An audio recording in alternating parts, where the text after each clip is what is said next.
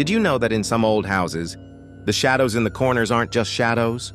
Locals call it the ceiling crawler. It's a pale, spindly figure that lives in the blind spots of your vision, the places you never think to look up at. It doesn't move when you're watching, but it moves every time you blink.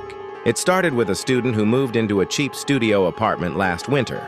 Every night she felt like she was being watched, but the floor was always empty. Then she started finding long, gray strands of hair on her pillow, hair that didn't belong to her. One night she woke up to the sound of wet, rhythmic tapping. Drip, drip, drip. She thought it was a leak, but the ceiling was bone dry. When she reached for her phone to turn on the light, she heard her mother's voice coming from the dark hallway calling her name. She almost got up to answer. But then she remembered.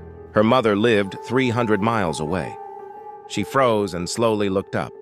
Pressed against the ceiling directly above, her bed was a creature with limbs, like snapped branches, and eyes that reflected the moonlight like a cat's. It was opening its mouth, and her mother's voice was coming out of its throat. The neighbors heard a single muffled scream before the apartment went dead silent. When the police arrived, the door was locked from the inside. The girl was gone.